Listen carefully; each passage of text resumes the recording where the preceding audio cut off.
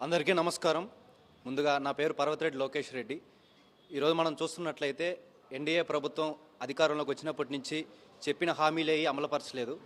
ఇప్పుడు కొత్తగా చంద్రబాబు నాయుడు గారు ఏమని తెలియజేస్తున్నారంటే, ఏ పథకాలైనా అమలు చేసేటప్పుడు ముందుగా మన పార్టీ అంటే వాళ్ళ పార్టీ, ఎన్డీఏ ప్రభుత్వం కూటమిలో ఏ పార్టీలు అయితే ఉన్నాయో వాళ్ళ వరకే అన్ని పథకాలు అందాలన్నట్టుగా ప్రచారం చేసుకుంటూ ఉన్నారు.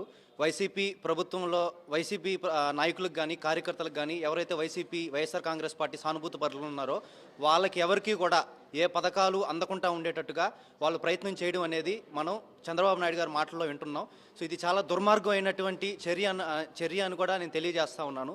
ఇది కరెక్ట్ అయిన పద్ధతి కాదు.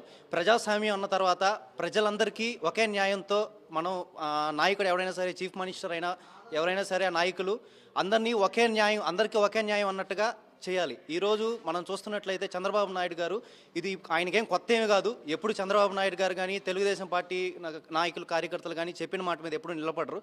అదే పరిస్థితుల్లో అదే తరుణంలో ఇప్పుడు మనం చూస్తున్నట్లయితే అదేవిధంగా మోసాలు ఎప్పుడు కూడా మన పార్టీని మన కేడర్నే కాపాడుకోవాలా, పక్కన వాళ్ళు పేద ప్రజలు మన పార్టీకి ఓటేయలేదు అనే కోణంలోనే చంద్రబాబు నాయుడు గారు ఎప్పుడు కూడా ప్రయత్నాలు, ఆయన చేసే వ్యక్తిగత ధోరణి ఎప్పుడు వాళ్ళ పార్టీ సానుభూతుల పరుల మీదే ఉంటుంది. అదే మన జగనన్న ప్రభుత్వంలో చూసుకున్నట్లయితే పార్టీ లేదు, కులాలకు కానీ మతాలకు కానీ అతీతంగా మనకు అందరూ ఒకే విధంగా, అందరూ ఒకరే అన్నట్టుగా చూసి ప్రతి ఒక్కరికి మేలు జరగాలనేసి పార్టీలకు అతీతంగా చేసినటువంటి పరిస్థితి మనం చూసాము. సో మీ ప్రజలు ఇంకనైనా గమనించాల్సిన విషయం ఏంటంటే, జగన్మోహన్ రెడ్డి అనే వ్యక్తి పార్టీలకు అతీతంగా పేద ప్రజలకి ముందుండి ఎప్పుడు కూడా పథకాలు అనేటివన్నీ అమలు చేస్తారు.